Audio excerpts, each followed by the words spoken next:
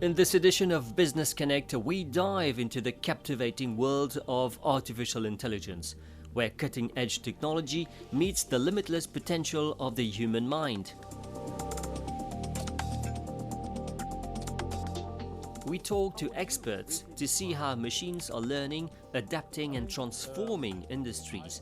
However, the risk of seeing AI becoming more powerful and acting autonomously raises ethical concerns.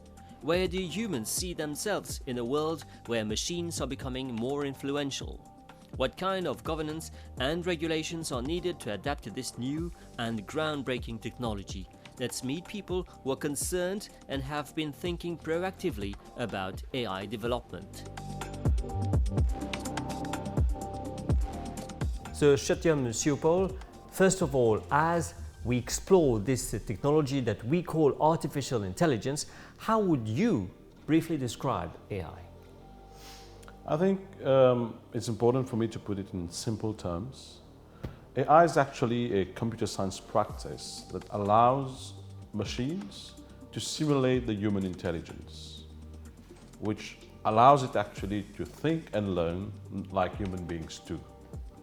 AI also allows machines to process information, take decisions, and solve problems while attending to tasks which normally and usually required human intelligence. AI is cutting across industries, sectors, different spheres of society to bring what technology is supposed to bring as a good cause, which is the betterment of human being and a better standard of living. So as we're talking about this theme, where there's debate internationally and also in Mauritius about the advent of artificial intelligence, what changes is it bringing to people's lives? Obviously, the changes brought about by AI are yet to be fully felt by any country, by any population. Now, the changes would happen at a micro level, at the individual level. It would influence our daily life, the way we drive our car, for example. Okay, Tesla has already introduced AI devices, AI technology in the manufacturing of the cars. Now, it's also important to understand that AI would shape the ways in which products and services are produced and also consumed by consumers. If we look at, for example, service robots have already been implemented by several organizations, not necessarily in Mauritius, but internationally. When you go to many hotels in China, for example, you are welcomed by a service robot. Service robot have also entered the banking sector. I think there's also, when you talk about the changes in here, it's also about the potential of AI, and those potential are far-reaching. And what are the sectors which would be directly or indirectly impacted by AI?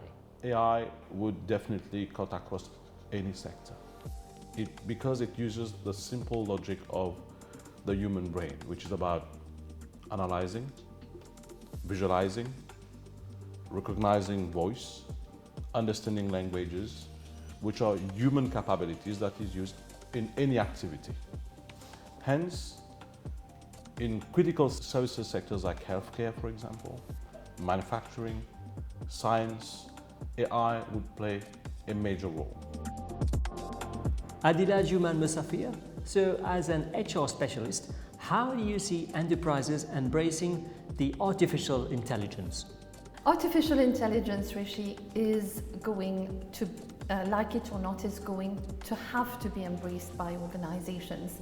It's a bit like in the past when with the advent of computers, there was a reluctance, there was maybe some fear to embrace it because it was going to change the way that we were going to work as human beings. But eventually, with time, we've understood the benefits that computerization has brought about to the world, to people in organizations, to enterprises, and likewise this is going to come. And how is the human capital concerned with the advent of AI? Well, the human capital is actually at the center of AI, and undoubtedly it is going to impact the way that human resources are going to operate.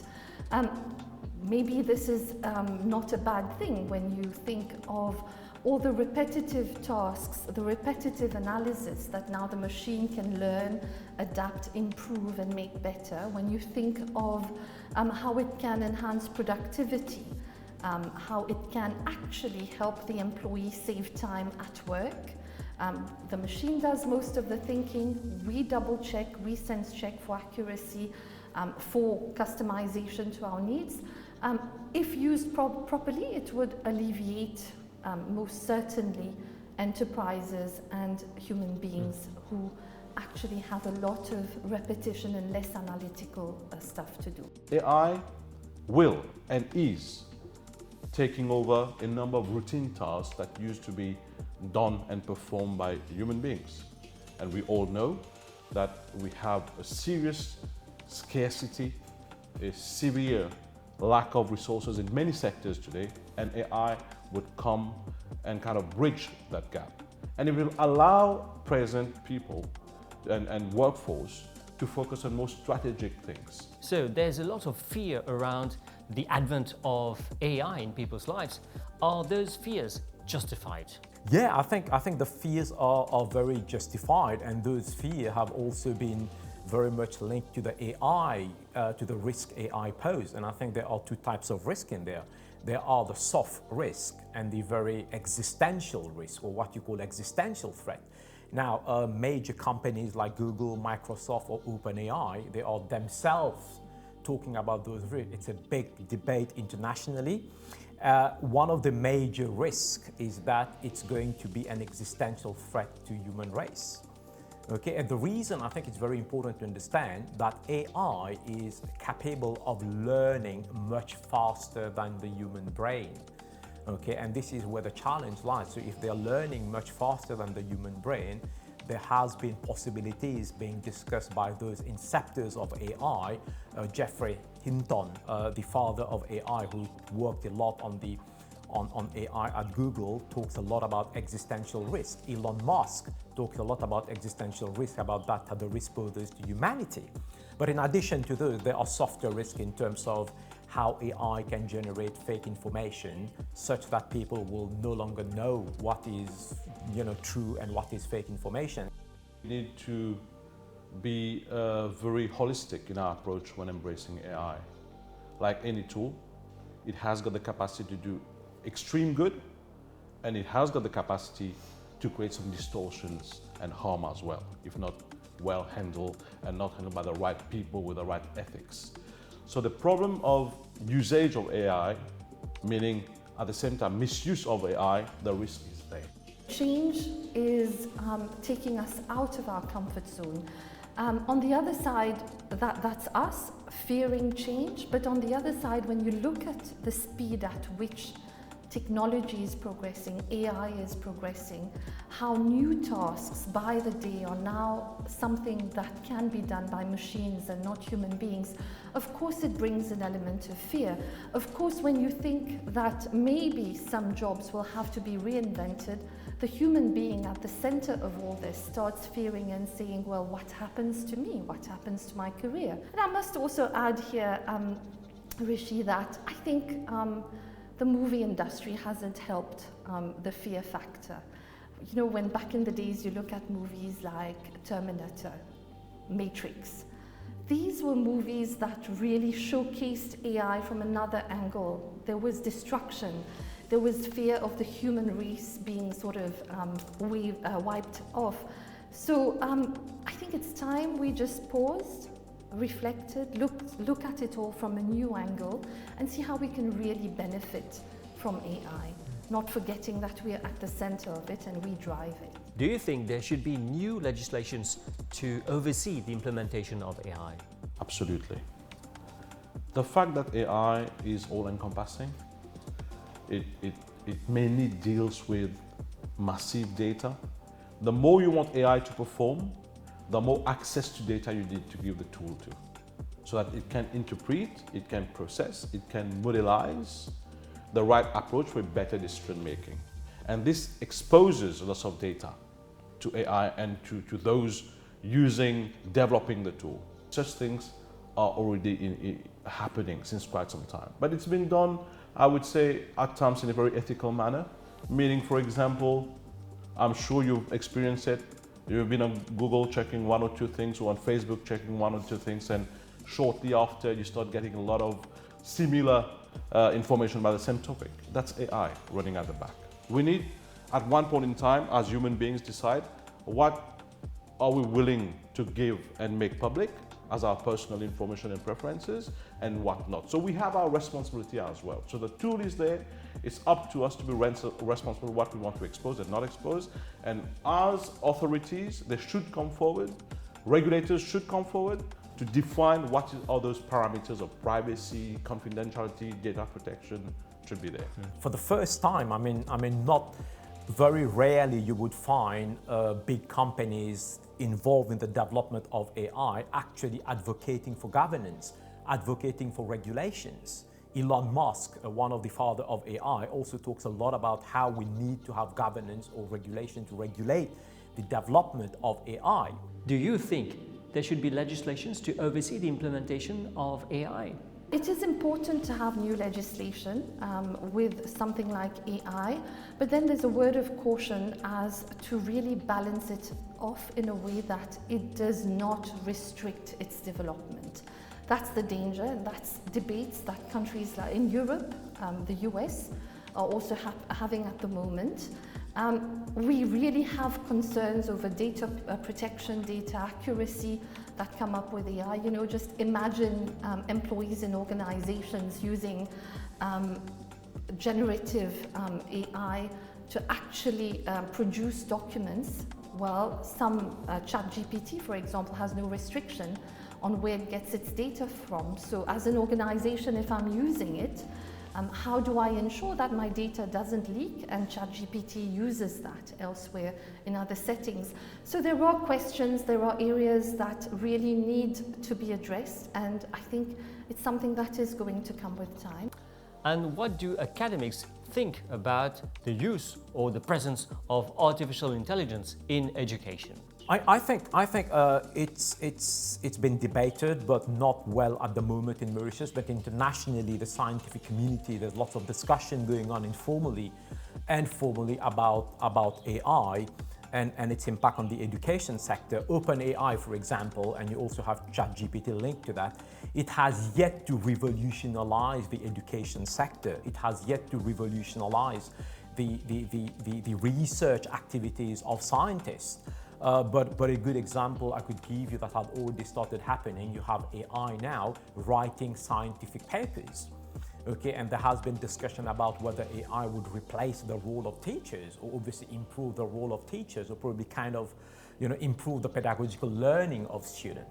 But I think there's much more to understand, there's much more to learn, and most importantly, there's much more to research about AI because we don't know yet what's going to happen. So it demands a lot of resources, it demands a lot of international collaboration for us to be able to come up with the regulations about the development of AI.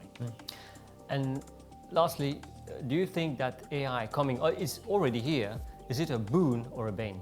I think it's both. And the bane is obviously related to the existential threat it poses to humanity. Okay, people are talking about how it can wipe out humanity, taking over the human race. Okay, but obviously a boon because there's lots of benefits of AI. One of the sectors that will be hugely impacted by artificial intelligence is the health sector. Okay, and obviously there's lots of research on how, for example, AI can be very useful in cancer research. Radiologists can make use of AI to better read images. I mean, the example of cancer research, one of the examples that's given in the scientific literature is how cancer research could benefit from different disciplines, from pathology, from different clinical sciences, to be able to improve the diagnosis of cancer patients or even treat cancer patients. There's also benefits in terms of how AI can be used to predict an earthquake, to predict hurricanes. So I think there's lots of benefit, but the question we need to be asking, would the benefit outweigh the cost or the risk, or would it be otherwise? Okay, but again, the problem lies, we do not know the risk yet, and that's the major danger with AI at the very moment.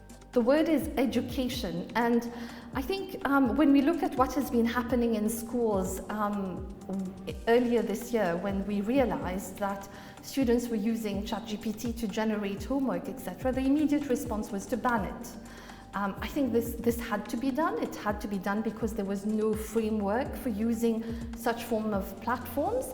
But now it's really making it, analyzing, sitting and reinventing this whole thing about educating people around something as important and topical as AI. So sensitization to our teachers, to our educators, number one, because they're the ones who are going to really lead this, making AI become something that is more accepted and mainstream. But yes, there's a lot of sensitization to come from it. There's a lot of embracing it at different levels. But suffice to say that it cannot be done ad hoc. We really need a concerted forum where policymakers, your academia comes together, the end users, organizations come together, think, a force that comes together to look at it from all its angles and how to make good use of it. Countries are different, economies are different, sectors are different. My thinking aloud, I'd say, do these sectors need to come together and put task forces in place to see? Of course, there's nothing burning, it's nothing that we need to rush into, but let's not just rush, headlong into things and not do it properly in a way that is less impactful. It has to be impactful. Business Connect, that's it for this edition. We hope you enjoyed watching this show, which you can find on our online platforms. Till we meet again, goodbye.